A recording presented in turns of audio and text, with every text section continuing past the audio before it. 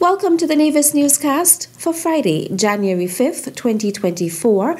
I am Bronte Swanston Hendrickson.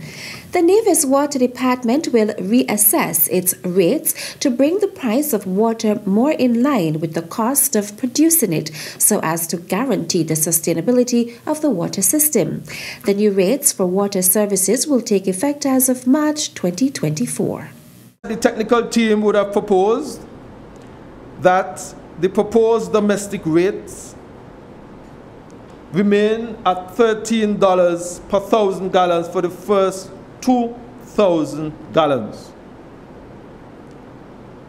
They have proposed, Madam President, that $18 per 1,000 gallons between 2,001 gallons and 4,000 gallons. And above 4,000 gallons, the rate increases to $20 per 1,000 gallons. This structure, Madam President, is proposed that people would not waste water. That is the idea here. During the NIA's 2024 budget debate, Minister of Water Services, the Honourable Spencer Brandt, also outlined the commercial, hotel and industrial rates for water services. The proposed change, Madam President, in the commercial, hotel and industrial rates, that $32.50 per 1,000 gallons up to 10,000 gallons. The rate increases to $45 per 1,000 gallons above 10,000 gallons, Madam President. It is suggested that the rates for farmers be changed to $8.50 and $15 respectively. Madam President, for seniors living alone, there is no change for consumption up to 3,000 gallons. It is suggested, Madam President, that that rate remains the same when it comes to our seniors. Madam President, with regards to truckers or water delivery services, the current rate now stands at $52 per 1,000 gallons. And the new rates, Madam President, is proposed to be $75 per 1,000 gallons. Premier, the Honourable Mark Brantley, has assured that special provisions will be made for vulnerable members of the community to ensure their water supply is not interrupted. The Honourable Eric Evelyn says the Ministry of Agriculture in Nevis is moving in the right direction. Mr. Evelyn recently commended the ministry's staff as he outlined the plans for 2024.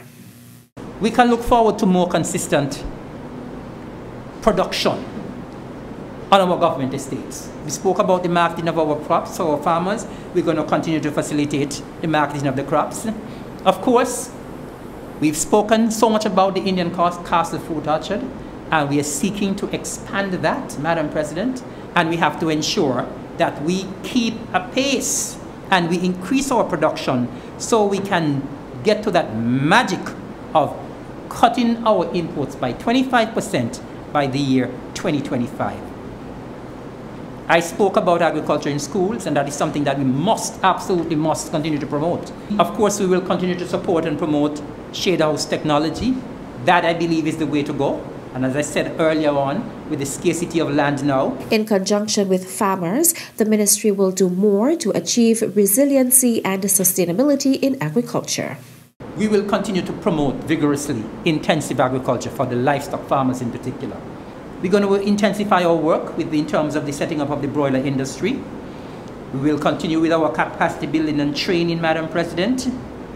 And Madam President, I have to say here as well, our goal for next year and the years to come, well, for next year for now, we want to have at least 700 acres under production.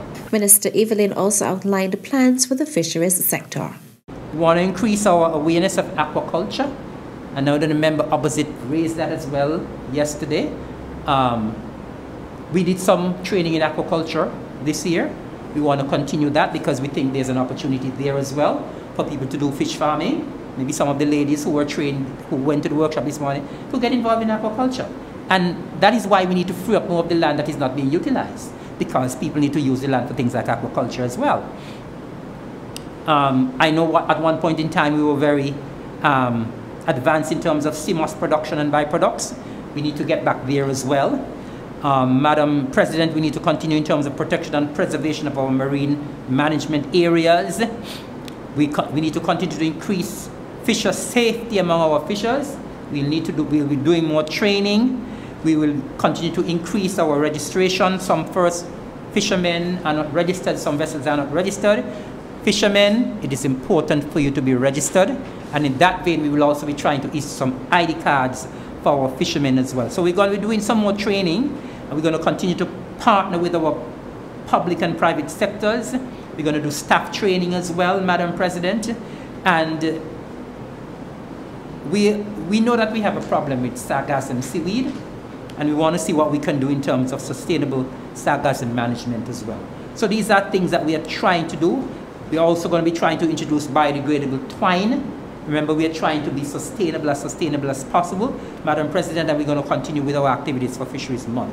Minister of Agriculture, the Honourable Eric Evelyn. Still to come. That is money that we could have collected, but we opted to sacrifice as an administration in order to ensure that individuals are able to access this life-saving tool. The details after this break. As a responsible taxpayer, you help to finance free healthcare at all health centers on Nevis.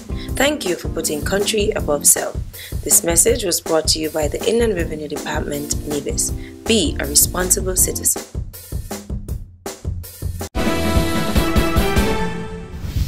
Welcome back. The Ministry of Health is reporting that 399 women were able to access free breast cancer screening at Nevis's Alexandra Hospital in 2023. The initiative was part of the Nevis Island Administration's efforts to promote women's health. The mammogram services, after intense discussion in Cabinet, it was critical. We wanted to keep this service affordable, as we understand that it is a life-saving preventative measure that we want as many individuals to access on a regular basis as possible. So after intense discussion and research as to the prices around whether on St. Kitts or regionally, we arrived at the low cost of $200 for the service. But Madam President, we did not stop there. We said some individuals may still not necessarily be able to find that at the given time. So we wanted on this initial rollout to give everyone the opportunity to access the service.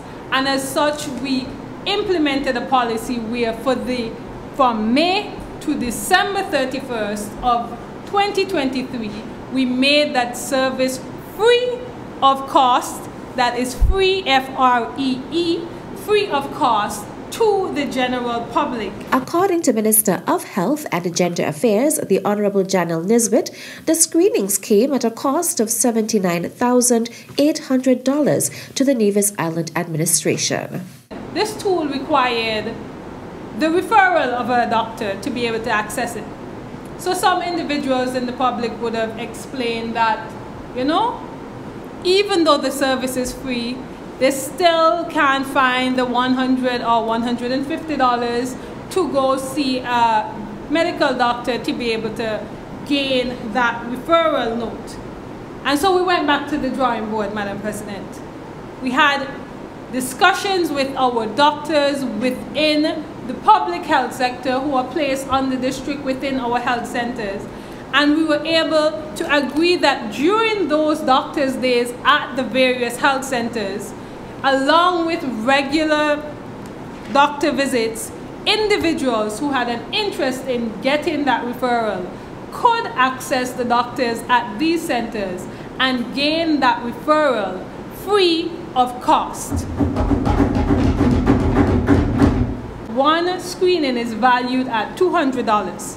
That is money that we could have collected, but we opted to sacrifice as an administration in order to ensure that individuals are able to access this life-saving tool. Minister of Health and Gender Affairs, the Honourable Janelle Nisbet.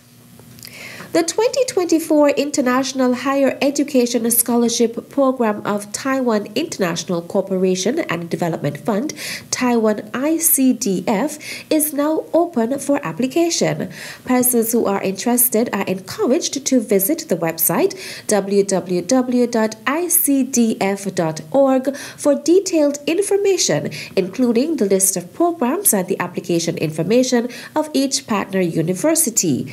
Applicants should submit the requisite documents to the Embassy of the Republic of China, Taiwan in St. Christopher and Nevis. They include a completed application form, a photocopy of the applicant's passport or other photo IDs showing proof of nationality, a photocopy of the applicant's highest level diploma and academic transcripts, a complete set of original and authenticated documents, and an additional copy of the documents are required. A photocopy of the applicant's English proficiency certificate and referee's information. All applications along with the requisite documents should be sent to Carol Body at the Ministry of Education in St. Kitts and Nevis by February 15th, 2024 for onward processing. And that's it for this edition of the Nevis Newscast. On behalf of all of us here at the Department of Information, I am Bronte Swanston Hendrickson. Thank you for viewing.